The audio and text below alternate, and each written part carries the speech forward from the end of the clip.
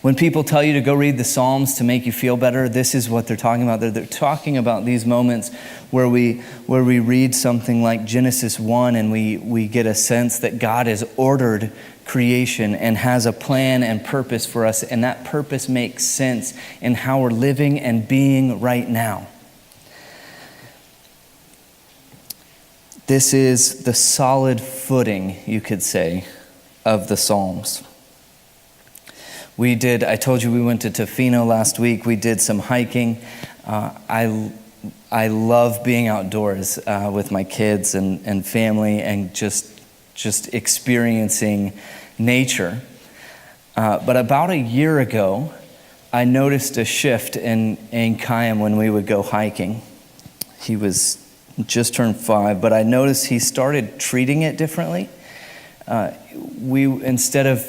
Instead of just haphazardly stumbling along over the rocks or over the branches or whatever was in the path, he started taking note of where his foot was going for every step.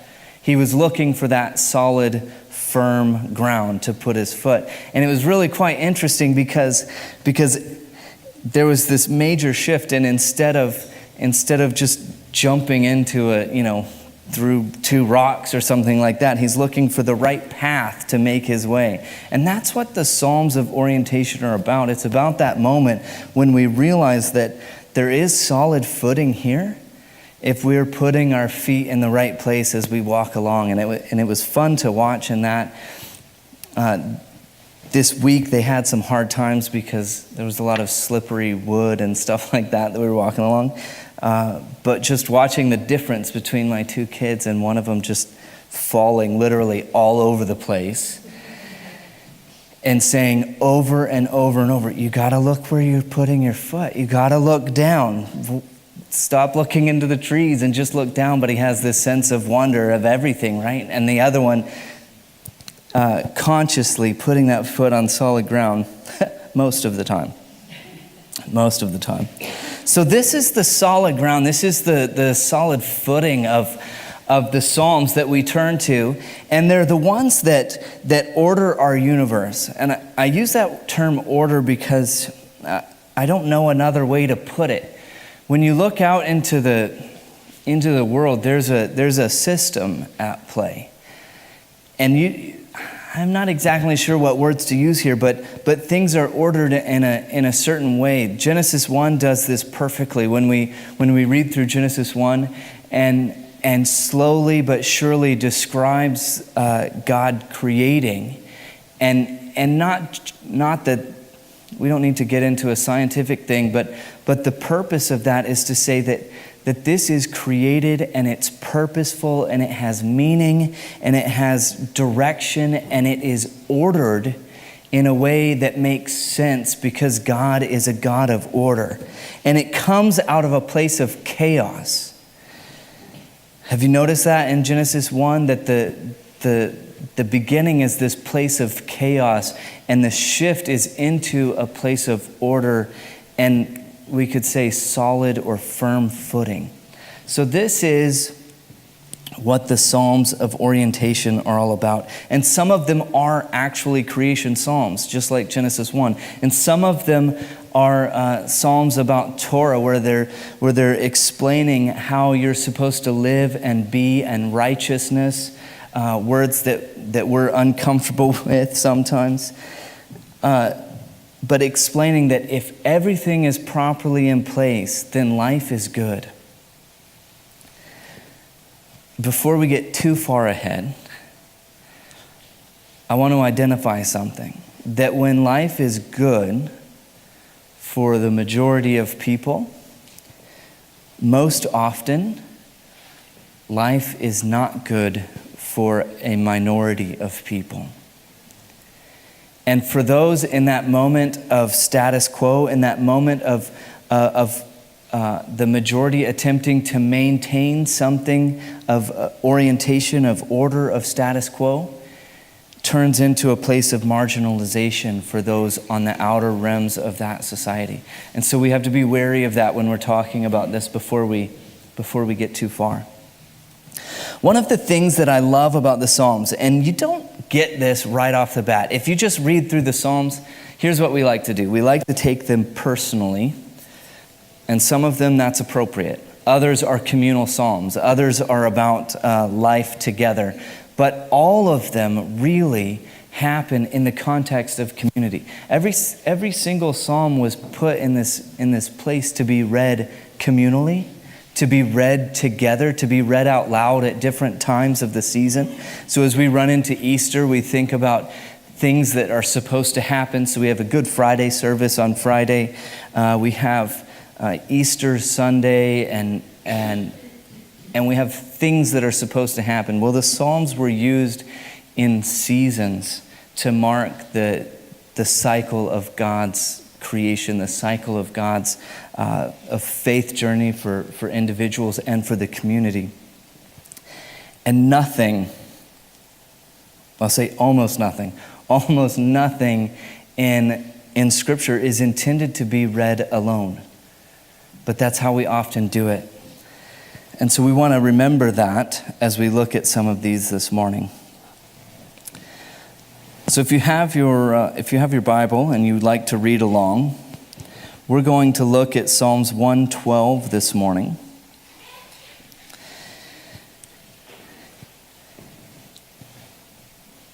And there's some highlights here that I want to take note of, because if we're reading the Psalms in community, if we're reading them as a family, then you cannot miss the fact that those on the edges, remember the marginalized that occur in the moment of status quo, is that the Psalms of orientation shouldn't actually push that to occur. They should invite people in, and for some reason they often push people out. But let's read for a minute Psalm 112. It says, "Praise the Lord. Happy are those who fear the Lord, who greatly delight in his commandments. Their descendants will be mighty in the land. The generation of the upright will be blessed. Wealth and riches are in their houses, and their righteousness endures forever. They rise in the darkness as a light for the upright. They are gracious, merciful, and righteous." Those are terms for God. That's a phrase that we use for God. So the righteous, they are gracious, merciful, and righteous. "It is well with those who deal generously and lend, who conduct their affairs with justice. For the righteous will never be moved. They will be remembered forever. They are not afraid of evil tidings. Their hearts are firm, secure in the Lord. Their hearts are steady. They will not be afraid. In the end, they will look in triumph." That's funny. "They will look in triumph on their foes. They have distributed freely. They have given to the poor. Their righteousness endures forever. Their horn is exalted in honor. The wicked see it and are angry. They gnash their teeth and melt away. The desire of the wicked comes to nothing."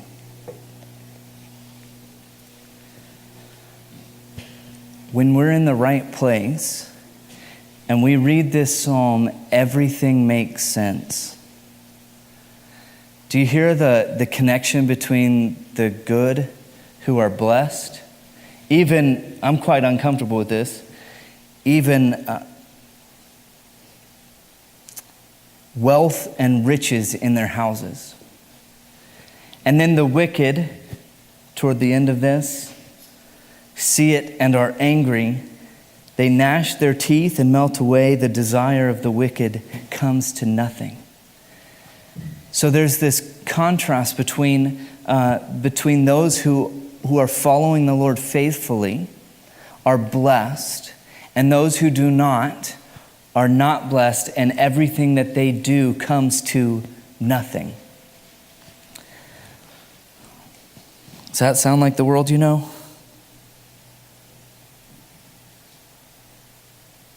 You can answer. No. Not mine. The hard part of this is that I don't know when I can read this psalm and experience that statement. in sort of in the literalness of riches and wealth and houses. Maybe in a spiritual sense we could do that. I could maybe be okay with that statement. But long term, I look out into the world and even other texts make statements against this, saying that you have the rain falls on the righteous and the unrighteous. You have wealth that comes to people that don't deserve it, and you have wealth that comes to people that do, and vice versa.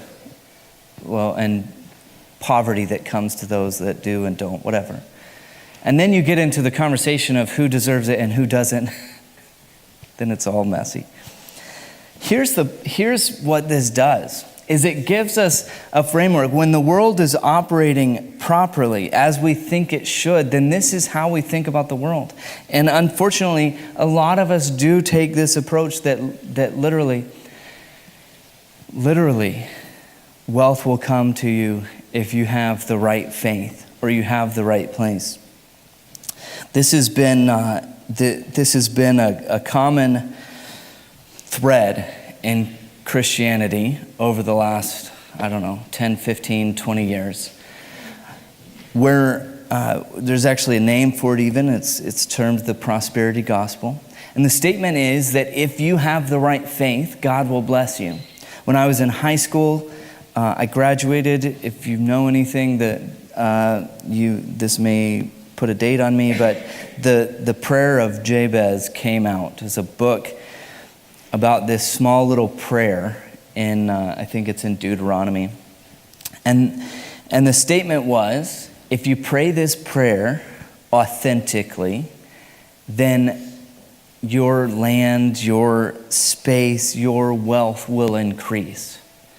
If you are faithful, this will happen. And it is physical wealth kinds of blessings. And the reality is, just isn't the case. When things are ordered properly, we can look at the world and go, yeah, this makes sense. The righteous win and the wicked lose. But too often we're sent from this moment and we look into the world and we go, wait, that's not right. And we're sent into the moment of disorientation and struggling with how does this actually work and play out in the lives of people.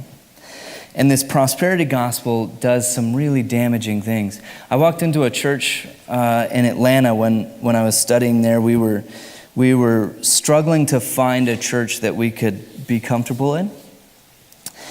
And they were studying Deuteronomy. Deuteronomy has a very heavy law of if you follow the commandments, if you listen, then good things happen. You get the blessing that God has promised. If you don't, and they just list all of these terrible things that are going to come to you if you don't follow the covenant. We walked into church. They're in the middle of studying Deuteronomy. I didn't hear this sermon before, so this is a bit unfair. And I didn't hear the one after because I was never going back. And so this is a bit unfair. But I kid you not, they read a section of Deuteronomy about blessing and skipped the curses and skipped the theological complications that come with telling people that if you do good, you will be blessed. And the reality is, this doesn't always fit our story. I imagine a good number of you are uncomfortable with the statement here that those who fear the Lord, that wealth and riches are in their houses and their righteousness endures forever. Now here's what's fun about this. Okay, so we can question that, we can struggle with that point. But what's fun about this is that the movement and the shift next, and this, I don't quite understand how these two are juxtaposed, but the shift next is into a place of justice. And so the righteous are supposed to be wealthy, yet their work is supposed to be merciful and gracious and righteous. And where is it? They distribute freely and they give to the poor. No, your assumption with the above theology is that giving to the poor would be giving to the wicked. But they don't make that connection here, right? But here's what's great about this, is that in a place of orientation, somebody that is firm in where they're supposed to be, is that all of those characteristics of who God is, a God who is merciful, that takes pity on those who are struggling, a God who loves when you're not supposed to be loved, a God who offers mercy and graciousness instead of what is deserved when the covenant is broken. Those are the attributes of someone who fear the Lord. And we get too caught up in the physical nature of what's supposed to happen. If you do good, then you get good things. If you do bad, you get bad things. And the reality is the order and the structure of this moment of orientation is one that cares for people around you. I'm going to slow down here because this is the purpose of this psalm. Is that the righteous are caring for those around them. This is a social order, not just a heavenly order. What it means to be what it means to fear the Lord and to be happy in God is to be caring for those around you who need it. It is well with those who deal generously and lend, who conduct their affairs with justice. For the righteous will never be moved. They will be remembered forever. They are not afraid of evil tidings. Their hearts are firm and secure in the Lord. They are steady. They will not be afraid. And in the end, they look in triumph. They have distributed freely. They have given to the poor, and their righteousness endures forever. Let's talk about righteousness for a minute. Does anyone here feel like that's sort of a negative term? To be righteous? What if we're self-righteous? Now is it negative? Righteous has this connotation about it that we can't quite put our finger on, but we're awkward with how to use it. In this case, righteousness is following Torah. It's following the law. And in some cases, that means the law is like, don't eat shellfish, or, don't mix fabrics together to make your clothing. In other very more real and pertinent cases, the law is caring for those in need. It is loving God with all your heart, mind, and strength. It is teaching your community how to live and love one another. The law is about community. Righteousness, then, is about following in that social order of being in a healthy place with your community. And so we have sort of this negative connotation that it's some sort of holier than thou, or that it means that we're pure of heart, or some weird term like this. And the reality is, righteous here is following God's law, which has a social dynamic of caring and loving everyone around you. When Jesus is asked, what's the number one commandment? Do you remember? Love God. And number 2, love your neighbor. And that's what's so valuable about this moment, is that the righteousness that endures forever is the love of God and the love of neighbor. It's not about a purity or a holiness or something. It is about following God's order and structure for the social well-being of everyone around. And that's why these two are so closely tied. You'll notice in verse 9, they have distributed freely. They have given to the poor. Their righteousness endures forever. Those are tied phrases together. So what do we do with all this? Where do we go? This is the fun part. We're supposed to take this and we're supposed to apply it to our community. If orientation, if we're on solid footing, if we're looking for that next path of where to put our foot and how to walk through the terrain of the rocks and the hiking path and all of that, where we see God working, then the solid footing is taking part in God's love of his people.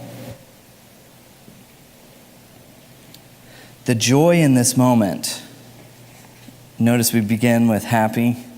Happy are those who fear the Lord. The joy in this moment is participating in God's community, participating in God's work to care for all of those in that community. That is where the joy comes from. I've been struggling a lot with this question of what is it that we're seeking?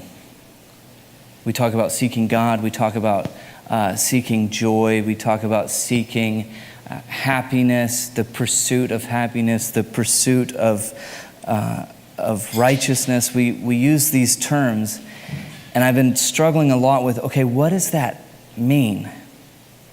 And in this case, in this scenario, seeking that happiness and being happy is tied to caring for God's people.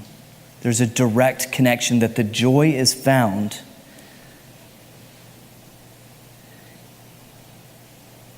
in distributing freely, giving to the poor, and righteousness that endures forever. I don't know if we can maintain that in the ups and downs and the highs and lows and the dark moments and the moments of doubt, but I do know that when I talk about coming out of my spaces of disorientation, I come back to a foundation of God has blessed us, me, my family, the church, and I in turn get to take part in that blessing of others. That's where the joy and the happiness in life is given. And if you want to spiritualize the wealth and the riches that occur in this psalm, I think it's appropriate to talk about the wealth of life that comes with giving. And that's what this is about. That's what this psalm of orientation is. When you're on solid footing, you have the opportunity to give back to those around you and to participate in God's work.